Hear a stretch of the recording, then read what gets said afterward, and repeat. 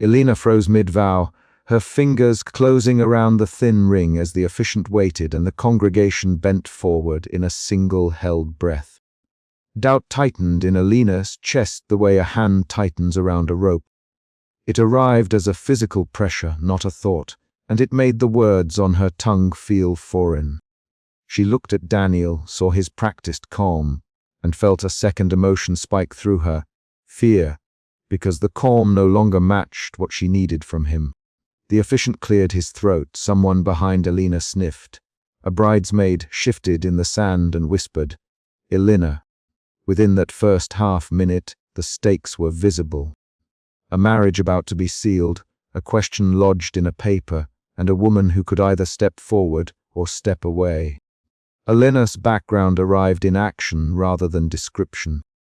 She did not stand hesitantly because she was weak. She hesitated because she had spent 10 years arranging other people's safety, and now the order of her own life required a decision. She had been 29 when her mother asked her to settle, and 28 now. Wearing an ivory dress, she chose to honor family expectations and small promises she could no longer name.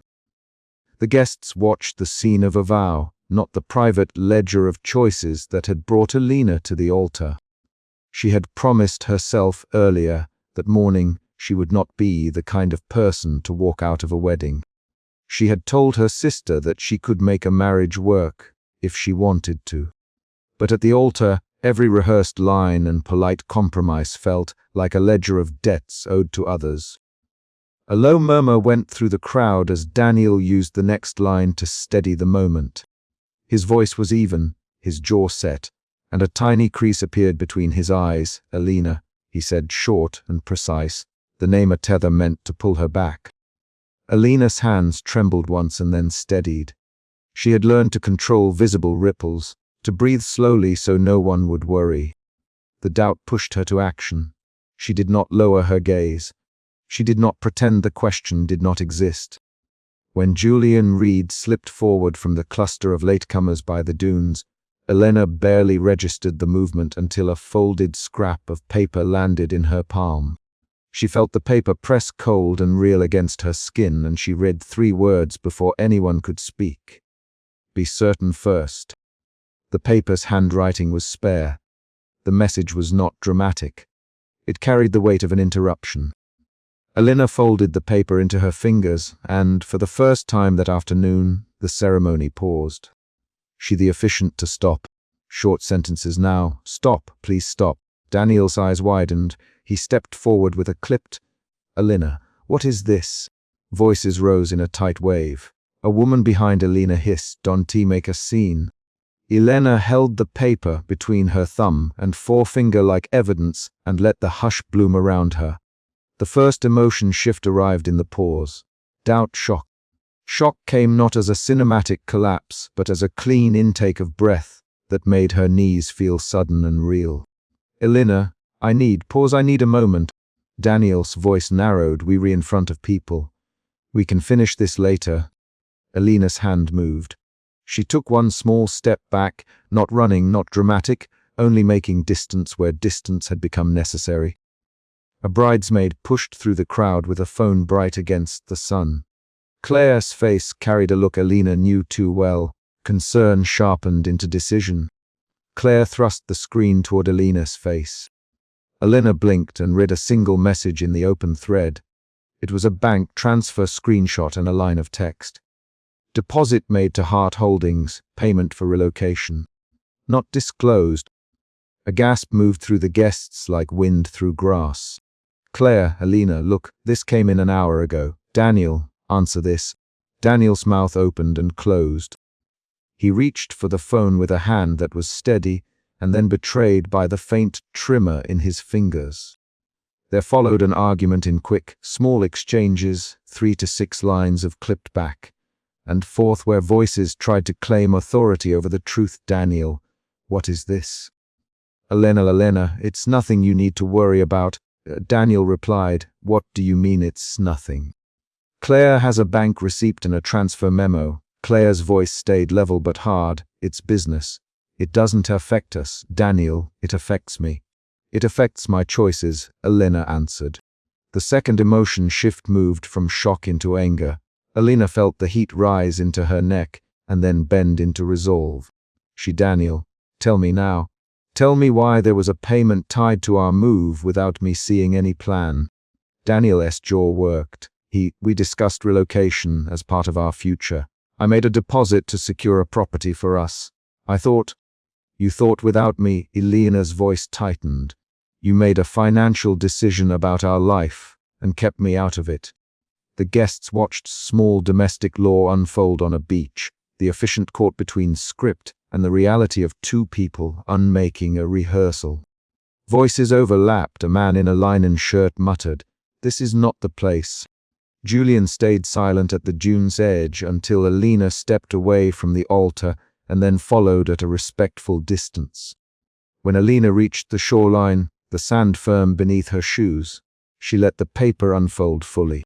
Julian walked up and stood 2 paces behind her, hands in his pockets, and spoke without imposing. "You looked like you needed space to choose," he said. His voice was quiet, direct, a new tone that did not ask for entry but offered a path. "Who are you?" Elena, still holding the paper. Julian read. "I arrived late to the ceremony. I couldn't watch you say vows if you were uncertain." Elena blinked. "That's presumptuous." Julian's shoulders made a small, amused movement. "Maybe. I prefer honest presumption to polite omission." Elena's anger cooled into curiosity. The third emotion shift was anger. Curiosity guarded calm. "Julian, why did you slip this to me?" "Because I recognized the look people have when they put others before themselves until they no longer know which life is truly theirs." Elena's fingers brushed the torn edge of the note. She could smell sunscreen, the ocean, and the faint citrus of Julian's jacket when he stepped closer. Daniel found them 2 minutes later, his shoes scuffing the packed sand. "Elena," he said, hands out in a plea, "we can handle this quietly. Come back." Elena looked at him and found she could name more than complaint. She could name patterns. "Daniel, why did you hide a deposit for relocation?" she asked. He admitted, "I didn't want to worry you. I wanted this to be a surprise. I thought it would make you happy." Elena's voice held steady. "You thought without me. That is the problem." Claire stepped up beside Daniel. "You kept her out of decisions that shape both your lives. Daniel, you can make those calls alone." Claire's tone left no room for negotiation. Daniel's face went pale. "Claire, please." "No, Daniel. Elena deserves the truth in front of her guests." "Claire." Daniel's composure thinned into rigid words. "This is business. I made a move to secure an option. I didn't think I'd have to defend a good faith deposit at my wedding." His sentence collapsed into a thin, brittle apology that failed to touch Elena's newfound clarity. A child in the front row started to cry. A server behind the tent cleared plates. The crowd's murmurs sharpened into pointed questions. "Someone, is this about money?" Daniel answered, "It's about investments. It does to change my feelings." Elena turned away from that answer and toward what she needed to know. "Daniel, do you intend to keep making decisions for both of us?" Daniel's fingers tightened on the leather of his watch band. "I always thought I knew what was best," he said. Elena's face changed. She took a breath and said, "Then we disagree about what a marriage should be." The crowd went quiet, as if leaning in for the verdict. Julian nothing. He watched Daniel with an expression that held both observation and a soft question. Elena walked a few steps down the shoreline, the wet sand cooling her heels. She recalled mornings when she had hidden the truth of her own yearning for more than safe plans. Those recollections arrived as tangible scenes. The morning she turned down an extra shift to care for her father. The night she boxed up a manuscript and filed it away. She did not summarize these memories. She recalled specific acts to ground her choice. She quietly, "I can't marry someone who decides our life without me." Daniel reached for her sleeve. "Elena, I am trying to build a future." She pulled her sleeve free. "You built it without me. That is the point." An external event cut through the quiet. Claire uncovered one more message on Daniel's phone, an address pasted in a calendar invite for an inspection the day after the wedding. Claire called out the time, and the crowd craned to see the small calendar entry. Daniel, when were you going to tell her? Claire. Daniel, I meant to wait until everything was certain. Everything was kept from her, Claire replied. The midpoint mini cliffhanger arrived when a voice from the back yelled, "Is he planning to move her to a different state?" No one answered immediately. Julian stepped forward then and, for the first time, used his name with clarity. Daniel Hart. Julian, stand and tell Elena what your plans were and why you hid them. The crowd focused. Daniel swallowed, and for the first time his control cracked into confession. I had been offered a partnership that would require us to relocate. I thought if I secured the opportunity first, I could present a finished plan and spare Elena worry. I did not consider that excluding her made the plan wrong. His voice was flat and honest. That admission shifted the room's sympathy toward Elena. People nodded at the fairness of disclosure. Elena heard the words and felt the final transformation of her doubt into clarity. Doubt, shock, anger, clarity. You made a life for me without asking me to live in it. Daniel dropped his gaze. I believed I was protecting you. Elena looked at the ring, at the band in his hand, at the guests, at the officiant, and then at the shoreline where the tide had moved the sand. She stepped away from the altar deliberately and walked down the strand until she stood at the water's edge. Julian followed without crowding. Daniel stood at the altar, stunned, while Claire stayed close to Elena. The sound of waves became the only uninterrupted sound for a long moment. Elena, if you wanted me to move states, to change jobs, to give up the things that keep me steady, you should have told me and let me decide. Daniel tried to meet her gaze. I thought I knew what we needed. You thought, Elena repeated, that's not a plan, that's a presumption. She unpinned her veil with a precise movement and let it fall forward in a white ribbon across her shoulders. She slipped the thin wedding band off her finger in one motion and watched it for a beat as it trembled in her palm. What are you doing? Daniel. Elena, I'm choosing myself. She set the band on her palm, then let the tide take it.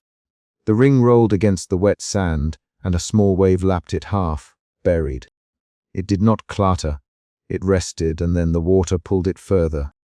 The final paragraph ties to concrete events. Elena steps away and makes a physical choice. She does not issue a grand speech. She walks back toward the edge of the guests, toward Claire and Julian, and says, I won sign anything today. She folds the note and tucks it into her dress pocket. She tells Daniel, if you want a partner, start by asking me.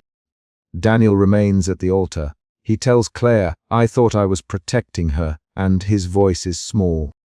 Julian says nothing. He places his hand briefly over his heart, an unspoken respect. Elena turns her face to the sunset. She breathes in the salt, feels the sand pack against her shoes, and steps away from the ceremony toward the parking path, not running but moving with measured feet. As she walks, a guest calls after her, Are you coming back? Elena does not answer aloud. She reaches into her dress and touches the folded note and feels the papery edge under her fingertips. The chapter ends on a situational beat.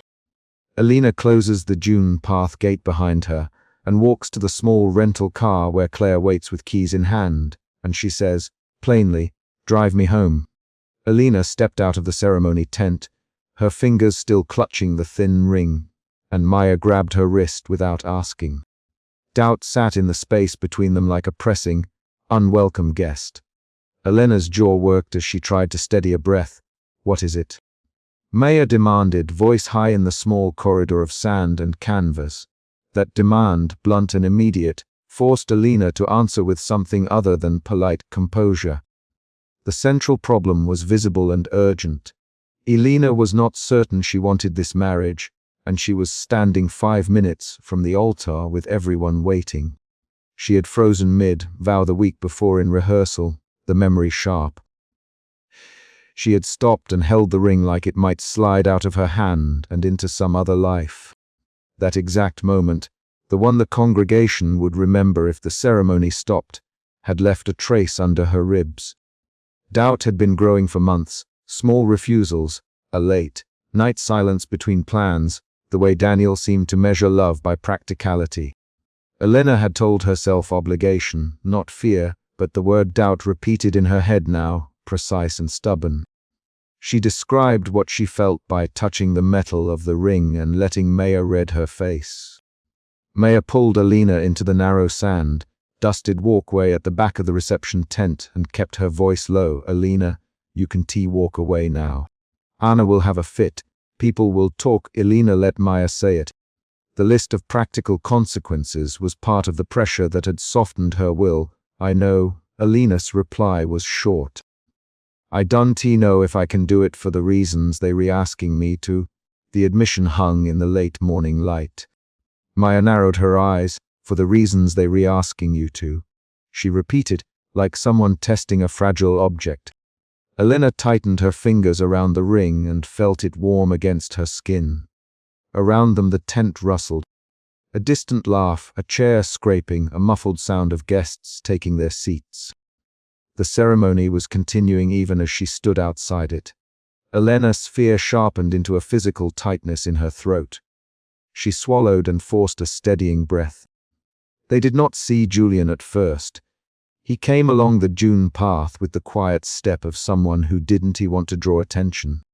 He wore a cream linen blazer over a crisp shirt, sunglasses pushed to his collar.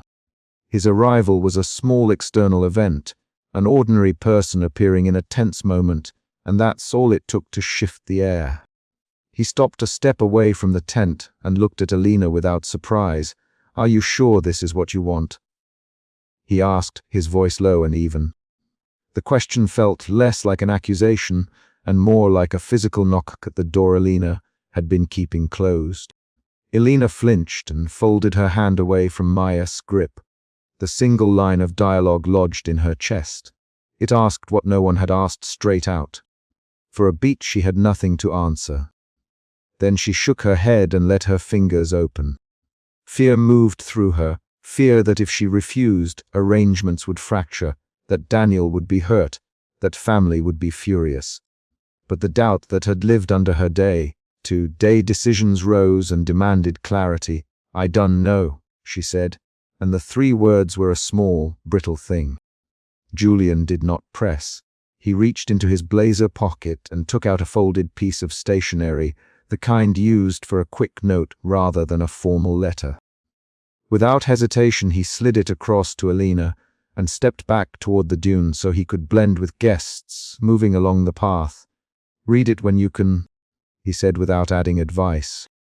Then he turned, his shoulders quiet, and walked away. Maya opened her mouth, but Elena silenced her with a look that asked for space. Alone, Elena moved into a narrow breezeway between the ceremony and reception tents. The canvas flapped gently. Her hands were unsteady as she unfolded the note. On the paper sat 3 sentences written in a plain, readable hand. "You are saying yes to someone who organizes his world by safety. You will be asked to prioritize his plan over your questions. Ask yourself what you lose first." The note named specifics Elena had been avoiding, Daniel's habit of smoothing complications, the clause she had glimpsed in a prenuptial draft, the way her suggestions were folded into his timelines without debate. The words did not try to be poetic. They named a pattern. A memory arrived, concrete and unvarnished. The morning Daniel heard they should buy a condo because it was practical, then listed the mortgage rates as if they were a promise. Elena could see his hands, the way he held a mug, the steady flatness of his voice. She remembered the exact spreadsheet he'd shown her. Columns, dates, projected savings. The memory pushed on her doubt until it became a decision point. Doubt shifted into fear, fear of a life reduced to spreadsheets and polite compromises. She pressed the note flat and felt the paper crease under her thumb. Footsteps came close and Daniel's voice slipped under the canvas, steady and controlled. "Elena, where are you?" he called. He sounded like a man who expected the world to be orderly and that his fiancé would follow the plan. Elena felt a flare of annoyance at that expectation. She held the note against her chest like an anchor and called, "I am here, Daniel." His reply was near, his silhouette visible by the groom's prep area as he adjusted his cuff. When Daniel stepped into the breezeway, he kept his posture straight.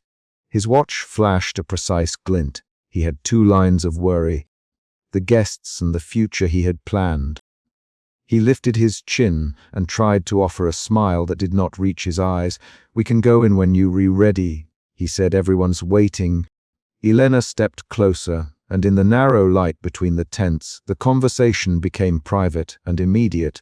"Daniel, I've been saying yes because it seemed right for other people," she said, holding the ring out so he could see it. "Not because I'm certain this is the life I want." Her voice did not tremble. It was flat with a decision forming. Daniel's expression changed little at first. "Elena," he began, measured and controlled, "we have a plan. We've talked about this. You were nervous. That's normal." He reached for her hand as if to steady her, and his fingers brushed the ring. Elena pulled back. The movement was small but precise. It signaled a refusal to be steadied by convenience. "Daniel, it's not nerves. I'm not sure this marriage is what I want." The statement landed like a pebble in a pond. Their private moment rippled outward. The conversation turned. Daniel's voice clipped, "Not sure." "Elena, we signed a deposit." The caterer, he stopped himself and spoke in quicker sentences now. "We talked about kids, jobs, the house. You promised me you'd be part of that. You can leave now." Elena felt the shift in him from controlled calm to worry edged with anger. She matched his pace with short lines of her own. "Daniel, I never promised to be part of someone else's plan without being asked what I wanted." He repeated her name as if trying to find an anchor. That repetition, his use of her name, was a small attempt at connection but felt thin. They argued quietly, 3 to 5 rapid exchanges where both tried to press their position. "Elena, this is a commitment. So is asking what I want. We can compromise." Compromise has been the pattern. "I don't want to live in the pattern anymore. You can throw away everything we've arranged." "I'm not throwing anything away. I'm asking for honesty." Maya hovered at the edge of the scene, fingers fisted as if she wanted to step in. The argument drew a small crowd of passing staff and a bridesmaid who glanced in, then moved on. Each quick line of dialogue revealed who they were. Daniel practical and unruffled, Elena increasingly firm and precise. Outside the tent, Anna arrived with a distant relative in tow. Their approach was an immediate external event that raised the stakes. Anna's voice carried the family cadence that had always steered Elena's choices. "Elena, what's going on? Are you stepping out because you fainted?" Anna, already composing the story she would tell later. Elena held the note and could smell the jasmine in Anna's perfume. The presence of family changed the tone from private to public pressure at once. Elena felt her face heat.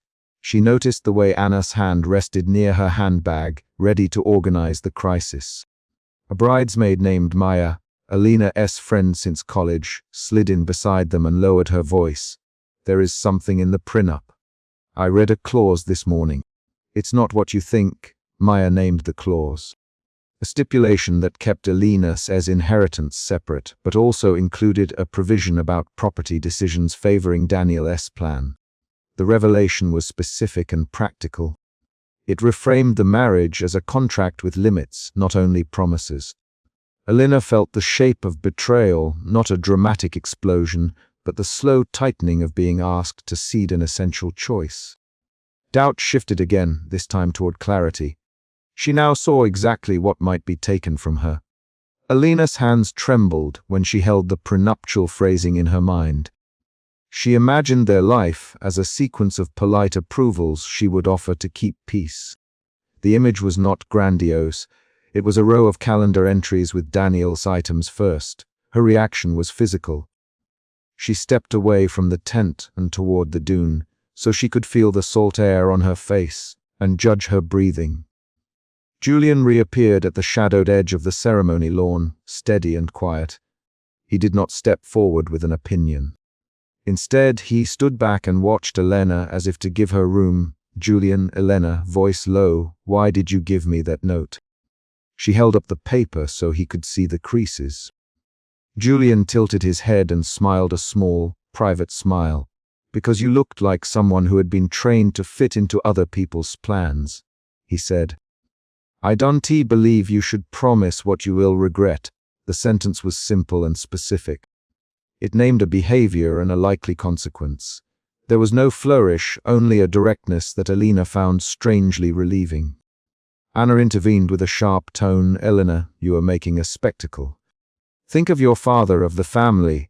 The words were practical levers: reputation, obligations, the expectation of compliance. Elena looked at Daniel and saw his jaw set. He stepped forward, and their private discussion snapped into a confrontation with witnesses. Julian stayed a few paces away like a neutral witness. Maya moved to Elena's side and placed a steadying hand on her shoulder.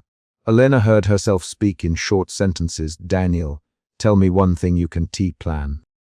Tell me one thing you would choose and defend, even if it costs you comfort." Daniel's first answer was instinctive. "I choose stability. I choose what keeps us safe." Elena nodded, then pressed. "And what about what I choose?" He hesitated.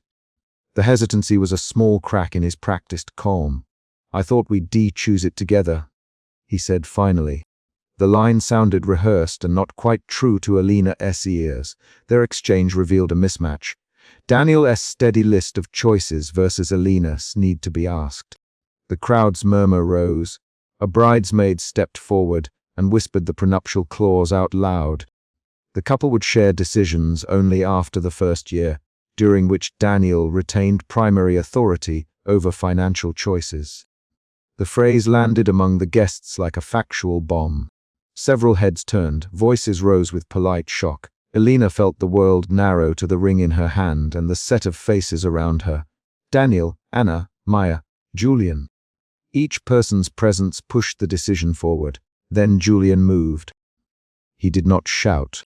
He walked into the circle and, with both hands slightly raised, said, "No one can force you to sign away the next 20 years for a promise that begins with practical concessions." His voice held a calm authority that made some in the crowd step back. "Elena," he said, and touched the name as if returning it to her. "You do not owe them silence for the sake of ceremony." The statement was a practical permission rather than a flourish. He offered Elena the right to say no. Elena listened. For a moment she felt the old pattern of obligation pressing: the deposit, guests, family expectations. Then she felt a different movement in her limbs, a decision forming in small, physical ways. She set the ring on her palm and let its edge press a crescent into her skin. She walked forward toward the aisle. The congregation leaned in. The officiant still held the microphone as if expecting to resume. Elena reached the first row of chairs and turned so Daniel could see her face. The climax arrived without theatrics. She halted in the aisle, close enough for everyone to see the ring between her fingers.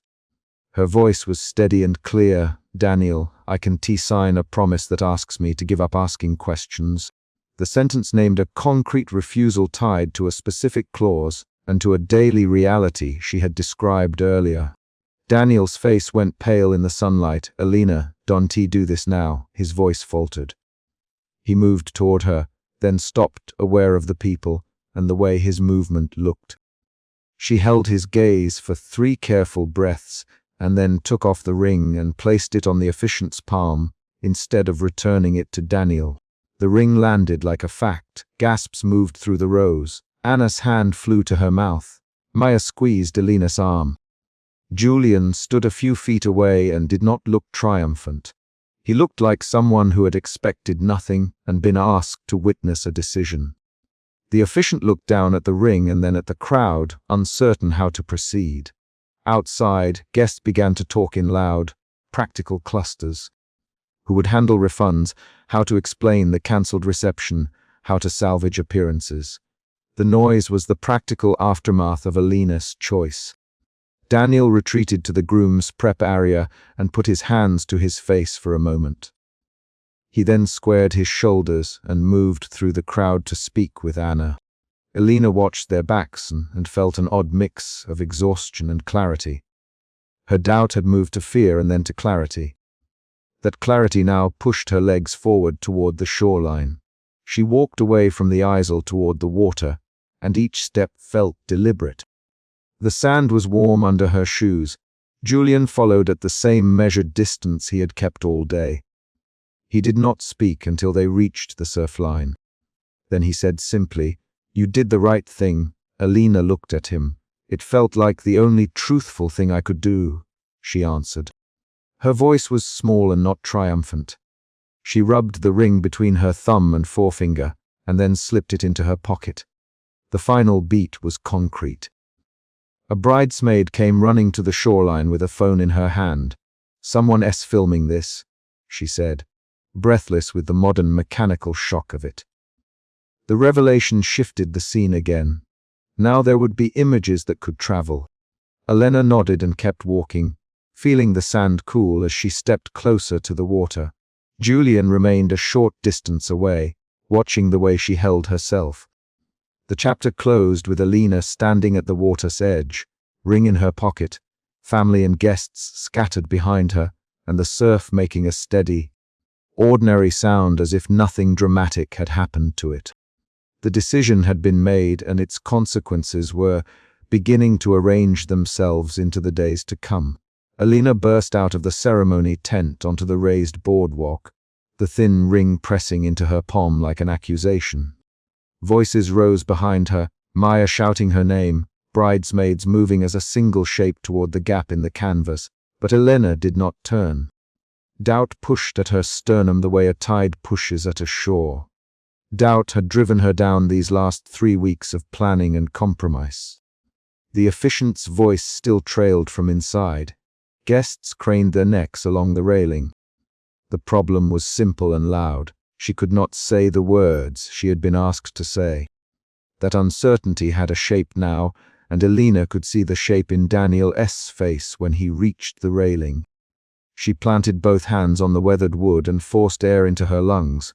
The ocean beat a steady, low rhythm under the boardwalk. Elena's jaw worked. She had promised herself she would finish the ceremony if the doubt could be answered. That promise had been to other people as much as to herself. Questions about timing, about moving cities, about whether her life would shrink to fit someone else's plan had been rising for months. Elena's doubt was not a sudden thing. It had been a series of small answers she did not give. Now it stood between her and the ring. "Elena," Maya called, voice raw in the salt air, "come back." "Please." Maya's hand closed on the strap of Elena's dress as she reached her. Elena flinched and peeled Maya's fingers off her sleeve the way she used to pull off a bandage. "Maya done tea, Elena." Her voice held, then broke into a shorter line. "Maya, I can say I do if I done to know what I'm saying yes to." Her sentence landed like an object dropped on a table. People moved around it. This was the central problem. Daniel had already drawn the plan for their life, and Elena had been left to agree. She would not be the only one to feel exposed by this moment. Daniel came up the last step 2 at a time and stopped at the railing, palms flat on the same wood where Elena stood. He wore his sand beige jacket like armor. "Elena," he said, steady and quiet, "what is this?" He named her by full name in that way he did when he wanted cooperation.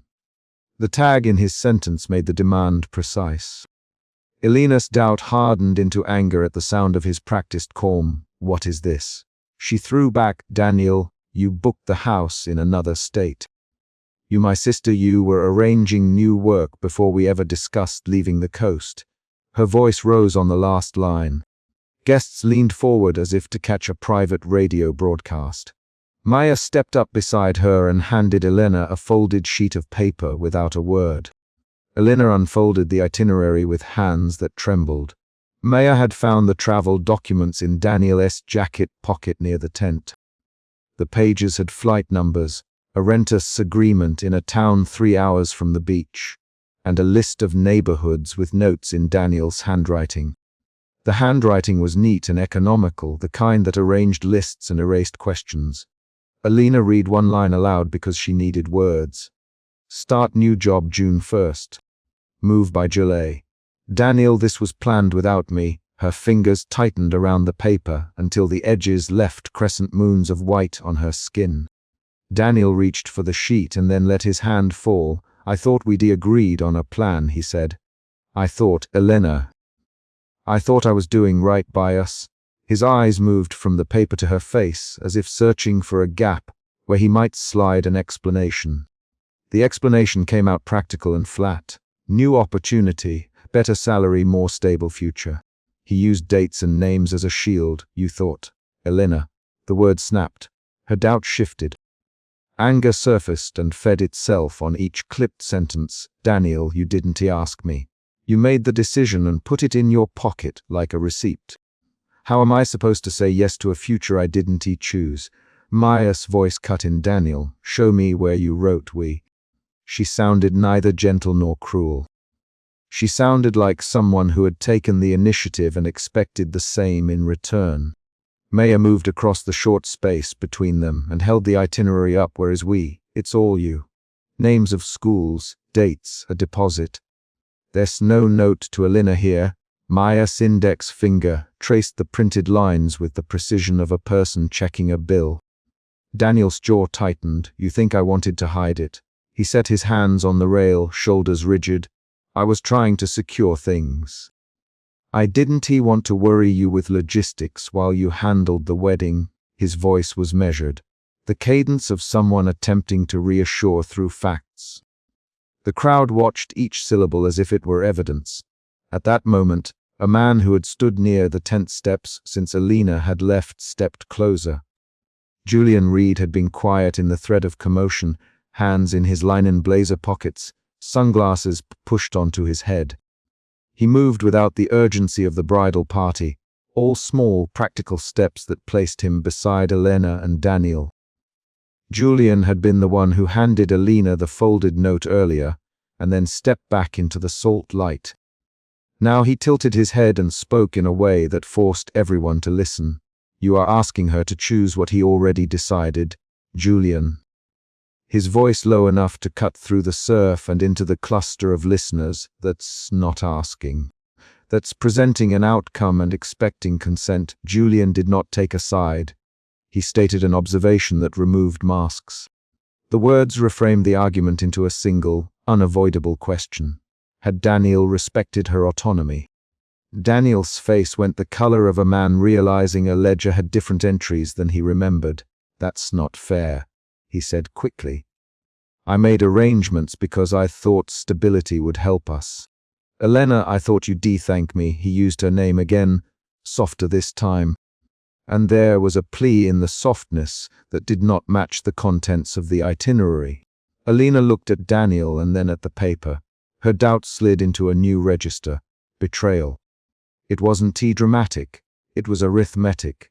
Decisions about where she would live and what job she would take had been made by someone else. Her mouth formed a line. She stepped back from the railing and felt the boardwalk give under her heels. Daniel, you can decide my life and call it care, Maya. She had crossed her arms and planted herself like a marker. You can sell our future in 3-month installments and expect me to clap. Maya's anger matched Elena's, but it had a different shape, less stunned, more furious with clarity. The crowd grew louder. Someone started whispering that the ceremony should continue, that this was a scene. A child near the front began to cry. Elena pressed her thumb into the ring until metal met skin. She did not yet drop it. Talk to me. Tell me you saw me in the plans, Elena demanded, voice steadier now because names and facts had replaced the initial swell of feeling. Say where I fit in, Daniel. Name one thing you planned for me, not for us. She forced the challenge into a short sentence. The demand required a specific answer. Daniel opened his mouth and closed it twice. He took a breath. I thought I was doing the right thing. I thought a steady job and a house would make things easier for you. His words were facts shaped into comfort. but they landed thinly. Elena's doubt hardened into a decision-making lens. If this was how he arranged their life, how would he handle the difficulties that followed? Julian watched and then moved an inch closer to Elena. He did not touch her. He placed a neat object in her hand, the folded note she had received earlier, and read quickly before she left the tent. Elena unfolded it again. The note contained a single line Julian had written the first time their paths crossed. If you do not know who you are saying yes to, you do not have to say yes tonight. Julian's handwriting was straightforward, each letter small and even. Who are you? Daniel, sudden and sharp. The question was not about identity, but about presence. He wanted to know who this man was who stepped into their argument with a sentence that landed like a decision. Julian met his eyes, a passerby who thinks you should ask her a direct question before handing her a future already boxed. Julian. His voice did not escalate. It held a simple, direct weight.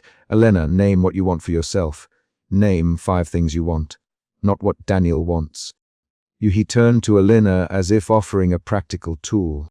Elena blinked. Saying once aloud was an exercise she had avoided. She had learned to fold her choices into larger plans. Family needs, budget constraints, Daniel's career. Her throat tightened, and anger shifted into vulnerability. Emotion shifted again. Doubt, anger, vulnerability. She listed items in halting phrases. Stay here on the coast. Keep my job at the gallery. Live within walking distance of my mother. Not move before I am ready. To be consulted on big decisions, the sentences were short inventory like concrete. Maya nodded when Elena named each thing. Elena should be consulted on big decisions. Maya, as if reading a municipal regulation. Her voice held no flourish, only the sound of someone enforcing a boundary. Daniel turned his face away for a fraction of a second, and then back. I thought this would be easier for you. Daniel, I thought, if I handled the logistics. You do feel secure. He looked at his hands on the rail. I was wrong to put this together without you. The admission had the abruptness of someone stepping down from a misremembered ladder. Julian did not smile. He lifted his palms in a contained gesture. You can choose any path now.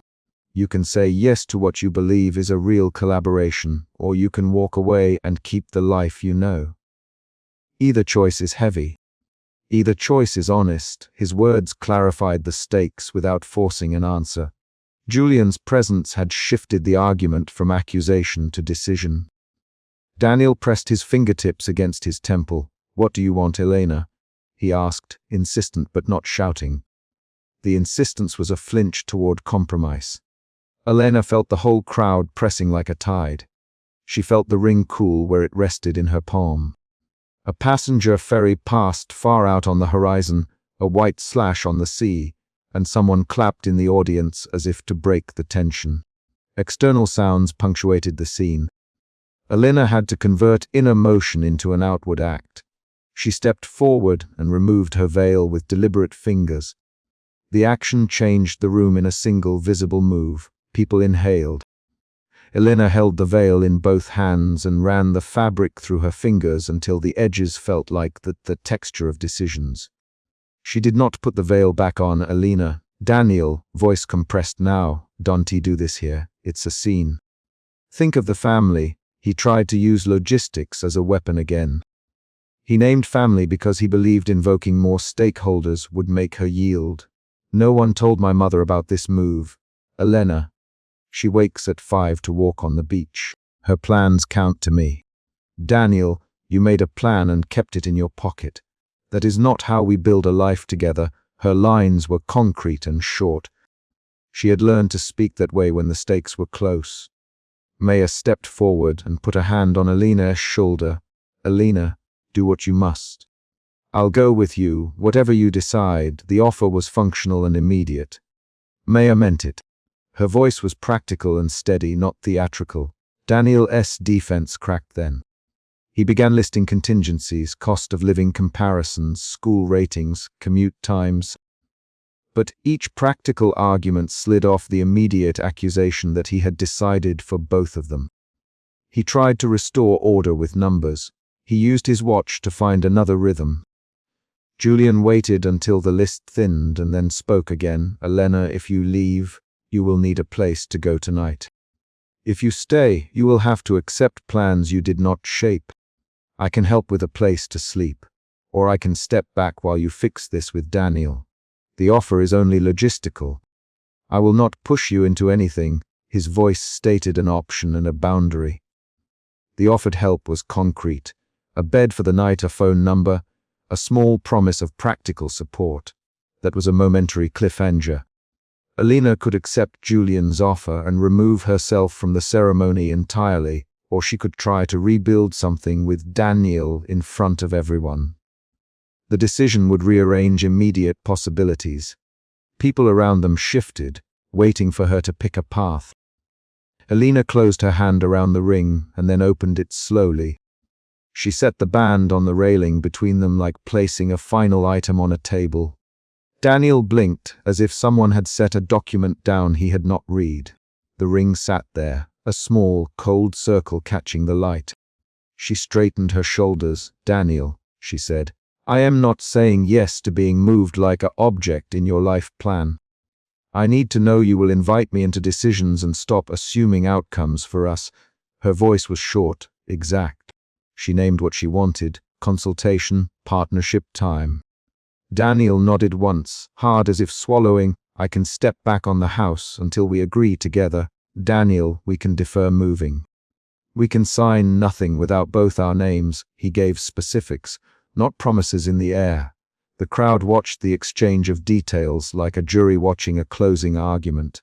Elena watched his face as he spoke. She looked for patterns in the way his jaw moved when he lied, in the steadiness of his eyes when he meant what he said. The anger eased into a steadier clarity.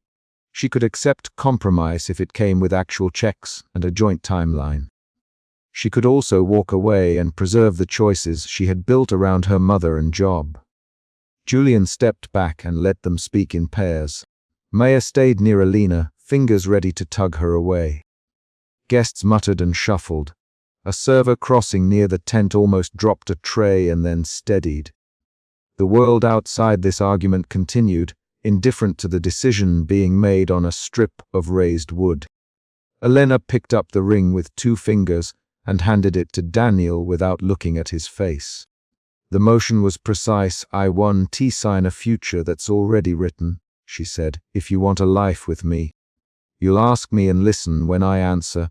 The sentence concluded the immediate confrontation by setting terms. It made the conflict actionable. Daniel took the ring and held it in one palm. He lifted his other hand and, with his thumb, turned the band once so light flashed on its curve. Okay, he said, we'll defer everything until we talk. We'll list major decisions and sign only when we both agree. He used specifics again. List, sign, agree. The offer converted rhetoric into a schedule. Elena nodded and stepped away from the railing.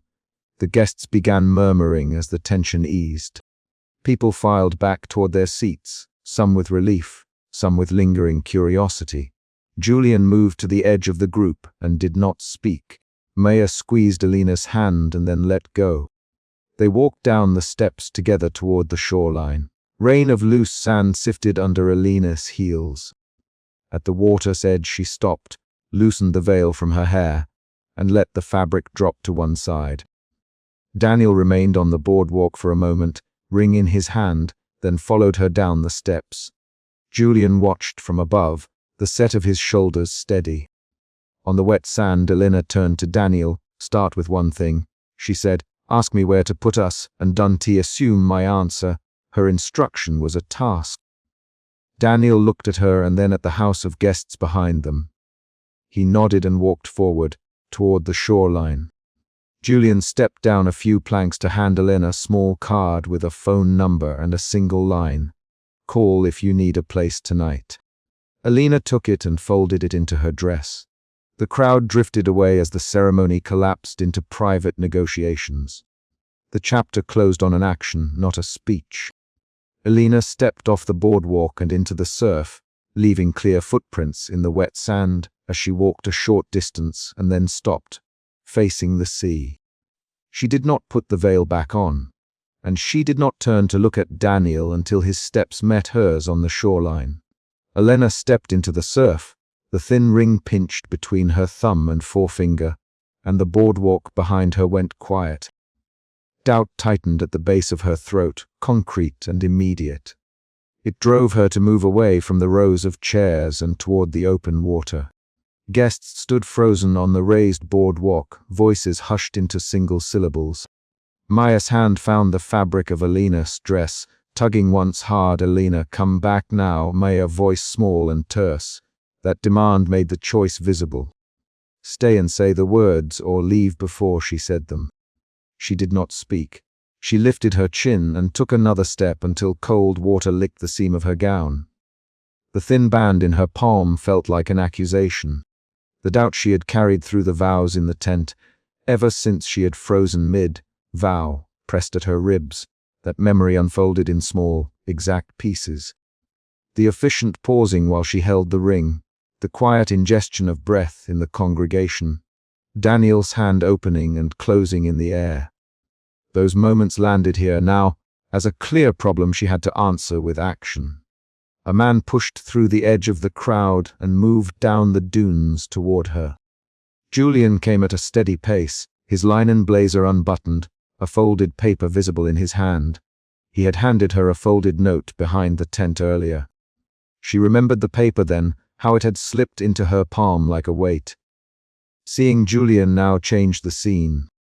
His presence did not calm her automatically. It sharpened the choice. Julian reached the rock-strewn path and held the paper out for a moment, then folded it back into his palm. He did not call across the sand. He walked close enough that his shadow fell across her shoes. He placed a worn leather journal on a low outcrop, then tapped the journal and the paper with a finger so the small circle of gathered guests watched him. His action made the private doubt public. Maya scrambled down the steps and reached Elena's elbow. "Elena, what is he doing?" Maya, voice high and urgent. Elena turned her head just enough to see Daniel on the boardwalk. He stood with his shoulders thrown back, face held steady in the way he learned to steady himself, controlled, practiced calm. He held the wedding band in his hand, the glint of metal catching the low sun. Daniel's posture said the day was his plan. Elena felt the plan like pressure. Julian unfolded the paper slowly and set it on a shell-strewn rock so everyone could see. The paper was a printed letter with signatures and columns of numbers. A property proposal, a list of conditions, a timeline for moves and expenses. Elena watched the lines of print and felt a quick jump of anger cut through the doubt. The anger arrived like a muscle tightening. She recognized details she had only ever mentioned in small, hopeful sentences to friends. The possibility of a year abroad for an artist's residency, the plan she had never voiced to Daniel fully because he always smiled and said, "We'll see." The document showed decisions made without her voice. "What is that?" Maya demanded. Her breath came in short bursts. Two bridesmaids pressed forward, hands up to shield Elena from the murmurs. One of them, Teresa, slid her phone into her palm and tapped it, as if to steady the shaking of her fingers. The assembled guests leaned in. A photographer stepped forward, then paused. Someone muttered the word, "contract." The word landed into the air like a pebble in water. Daniel moved toward the shore. His steps were even. He did not raise his voice. "Elena, listen," he said. His baritone cut through the low hum. He held the wedding band up between forefinger and thumb, careful with his gestures. "I planned this for stability. For us. For the mortgage, for your health plan, for the studio we talked about when the baby comes." He spoke with the certainty that had guided him so far. Elena's jaw tightened. She raised her hand and opened her palm, showing the thin ring that lay there like a decision. "You planned without me," she said. Her voice came out measured but brittle. "You wrote conditions without asking what I wanted." The sentence landed.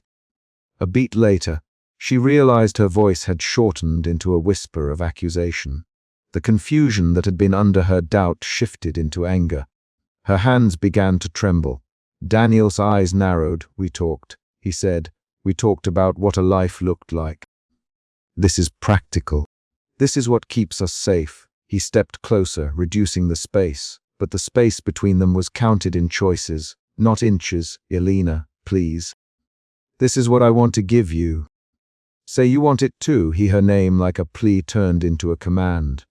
Maya put herself between Daniel and Elena. Daniel, stop. Her voice was sharp. Elena, you do not owe him an answer underwater.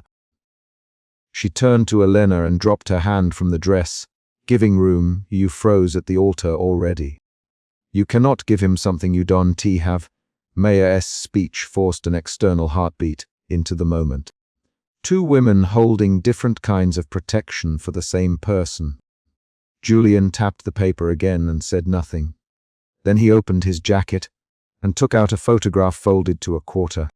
He spread it on the rock for everyone to see. The photo was of a small, sunlit studio space with paint splatters on the floor and a dusty window. A list of dates was written on the back in Daniel's handwriting. The photo contradicted a promise. An agreement in Daniel's notes to convert Elena's longtime dream into something to be scheduled after a timeline that prioritized their shared mortgage over her immediate pursuit. The guests shifted. A gasp moved through the crowd. Daniel's face tightened. His jaw worked. That's just planning, he said, too quickly. You know I'll make space for you. We'll manage. The words did not settle. His attempt at reassurance had the texture of a rehearsed speech. He did not offer details that matched Elena's reality. He did not mention leaving in the spring for the residency or how he would rearrange work to cover the months. He offered certainty, not negotiation. Elena remembered the moment inside the tent weeks earlier when she had frozen mid-vow. She saw in precise memory how the officiant had inhaled and how the congregation had bent forward. That precise memory had been a decision point then. Now it reopened. She found a breath and let it out slowly. The doubt that had first brought her to the shoreline changed again into quiet determination. Her fingers closed on the ring. She would not be pushed back by routines dressed as love. She stepped forward until the water curled around her ankles. The sand under her feet gave slightly, then held. The crowd made a circle of sound around her, voices like tidal pulls. Elena, Daniel, don't do this in front of everyone. Let's talk privately. His tone tried to lower the stakes, to move the scene to a quieter room where he could lead the conversation back to his plan. Her answer was an action. She turned her palm toward the wet sand and rested the ring on the tide line. The metal caught the light, and then the wave pushed around it. For a second, the ring sat on moist sand and the water skimmed its edge. She stepped back once deliberately and watched the ring sink a fraction. That physical motion, letting go of the ring, made the argument no longer theoretical. Daniel's face moved through a fast succession of expressions, disbelief, anger, then a tightened, pleading control. He stalked down the boardwalk steps until he stopped at the rope fence. Elena, take it back, he demanded. His voice rose, take it back now. This is not how I want this to be known. His words became sharp. The crowd's murmurs picked up pace like wind through a tent. A bridesmaid called out, Daniel, you can dictate this. You are to trust you. The line landed like a small collision. The voice belonged to Teresa. She had been close in the tent when Elena's hand had hovered over the ring earlier. The confrontation stretched. The argument built quickly into a back and forth that pushed the emotional intensity higher. You promised me safety. Daniel, you promised you would choose us. You promised. His sentences broke as he tried to reel in a reality he had not planned for. Daniel, you never asked me what I wanted. Elena, you decided what safety looked like for both of us. Each sentence was clipped. She did not use sweeping emotional language. She used facts, names, and actions. That cleanness made her position harder to dismiss. It shifted the argument from a personal wound to a mismatch of futures. Julian bent and picked up a small shell from the spot where he had sat his journal. He placed it in Elena's palm without fanfare. The shell was white, rimmed with a thin band of gold sand. Elena turned the shell between her fingers and felt its edge. The small action felt like a talisman, a quiet confirmation that someone outside the immediate circle recognized her need to choose herself. Maya's voice softened. Elena, whatever you do, I have your back. The sentence was short and clear. It was action in the form of promise. Maya stepped forward and took Elena's free hand, anchoring her. The physical contact steadied Elena's breath. Then Julian slid the folded paper into view more intentionally and read a line aloud in a tone that held the room's attention. He read a clause that stated, "Residency deferred until 3rd year, relocation contingent on mutual agreement." Hearing the words aloud changed how the document functioned. It became not a vague plan but a scripted postponement of Elena's central ambition. A murmur ran through the guests, a direct reveal, a concrete pivot in understanding. Elena felt warmth rush to her face and then cool down. The anger that had flared earlier sharpened into a focused, practical anger. The kind that makes people speak plainly and act. She met Daniel's eyes. "You wrote a timeline for my life without ever asking if I wanted that timeline," she said. "You signed decisions that put my choices on hold. That's not planning. That's postponing me." Her voice had the steadiness of someone naming a fact. Daniel took a step onto the sand, boots crunching. "You are making this dramatic," he said. His voice trembled on the last word. "We can talk." "Let's not do this here." The insistence urged a move toward containment. Maya answered for Elena. "You already did this in private, Daniel. You already made the decision. The question now is whether Elena consents." She used the word consent, clear and sharp. The crowd reacted. A wave of low, spoken responses moved through the chairs. The officiant hovered near the tent entrance, hands folded, unable to intervene without causing more rupture. At that point, a camera's shutter clicked. A photographer who had been standing by the tent finally moved nearer. The click felt like pressure. Elena found the sound too loud. She tightened her grip on the shell in her palm until the edge left a small crescent impression. Physical sensations were how she registered the stakes now. The slipping salt of water on her skin, the grit underfoot, the coolness of the shell. A bridesmaid stepped forward and said, "Daniel, you promised Elena she'd have time for an artist grant. How can you call this protecting her?" The exchange became rapid. Voices bounced back and forth. The confrontation turned public in a way that made private reconciliation impossible without admission from one side. Daniel tried to explain. He listed numbers and schedules, the logic of housing, shifts and savings. His sentences had the clipped, careful cadence that usually reassured people. This time, his language sounded like a ledger that ignored the person whose life the ledger affected.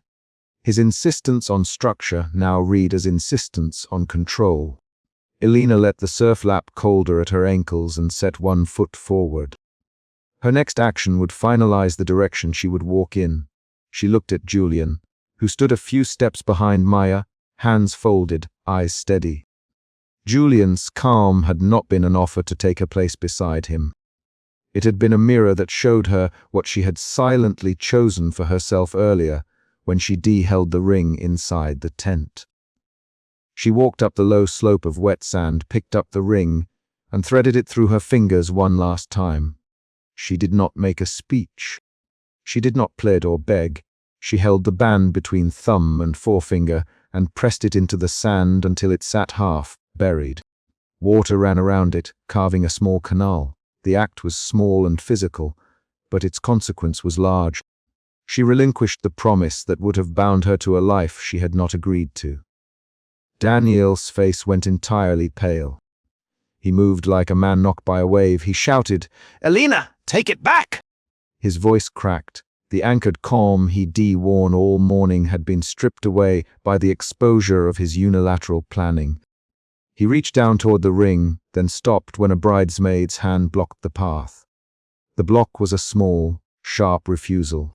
Guests swore softly, some with anger, some with sympathy. A man in a navy blazer stepped back and covered his mouth with a hand. The officiant turned his chair toward the crowd as if to restore ceremony, then realized restoring ceremony would be a lie.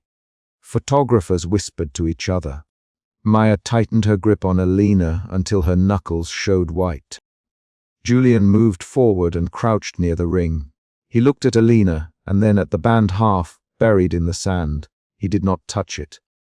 He brushed his palm against the journal in his lap and then stood. Elena, he said, simply.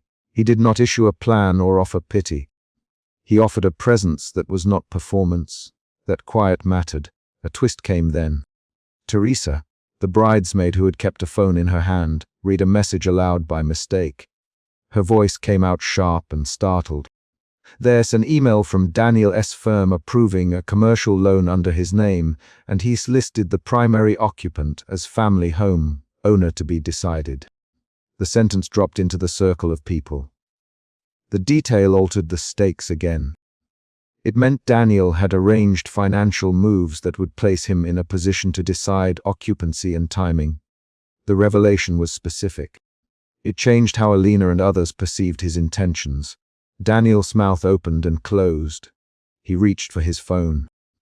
I sent paperwork for approval. That's normal, it's standard. His explanation did not match the weight of the action that document carried. A small knot tightened in Elena's stomach, then loosened into a functional clarity. She could not sign onto a partnership that had been architected without her consent. Maya stepped in and spoke to the guests. This is not a spectacle. Elena chose to step away because she needed to answer a question for herself. Her tone moved people back from the edge of gossip. She turned to Elena and asked, "Do you want to say anything?" The question opened the small cliffhanger. Would Elena explain herself or walk away in silence? Elena wiped a strand of wet hair from her cheek and then shook her head.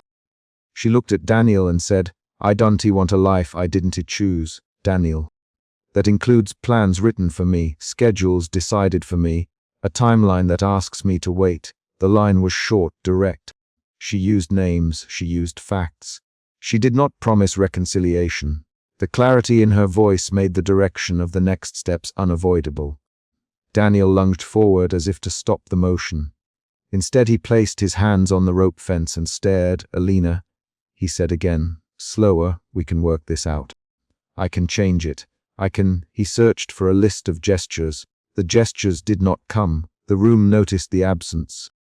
Elena took a single step away from him and toward Julian and Maya. She moved with the deliberate, non-performative speed of someone who had chosen. The guests exhaled. Some turned away. The officiant gathered his papers and walked back toward the tent.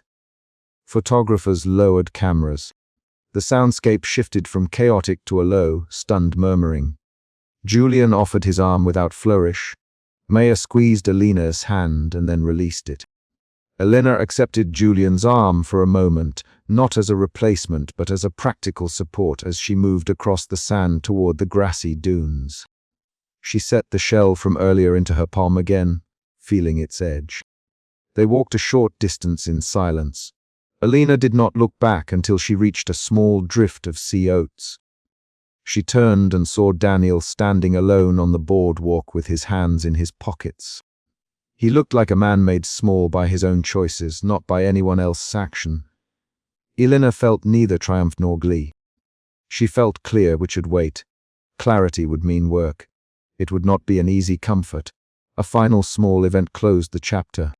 A page from the folded document fluttered free and landed near Elena's foot. She bent and picked it up. It was a plan for a renovation that mentioned converting studio space into guest rooms in small type. She smoothed the paper with her thumb and then folded it and placed it into Julian's journal. Julian slid the journal into his jacket pocket without remark. The motion sealed a practical end. She would not blindly step into someone else's plan, and the document that had tried to shape her life would now be out of his hands. "Maya, softly, now what?" Her question asked for a next step, but did not demand an answer. Elena looked at the shell in her palm and rolled it between her fingers.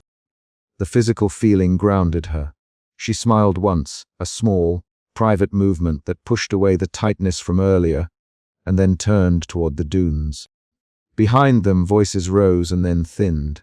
Daniel descended the boardwalk steps and walked away from the tent, not toward Elena. His shoulders were not the same as they had been that morning. They carried an empty, new weight. He did not call out. He did not follow. The decision had been made through Elena's action on the sand, and he had accepted the consequence. Elena walked until the sound of the crowd felt distant.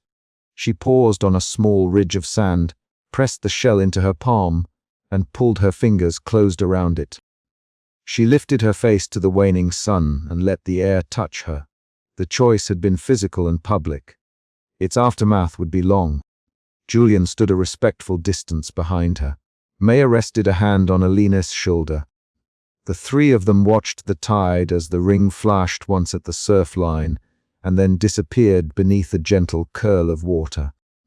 The chapter ended on that concrete beat. The thin ring gone into the water, a document folded into a stranger's journal. And Elena walking away from the altar with a small shell in her hand and two people beside her who had changed the day's direction through specific, decisive actions. The wedding would not proceed, but the decision had been made in plain, visible acts and named facts, not in sweeping statements. Elena took a final step toward the dunes, sand giving under her feet, and left the boardwalk behind.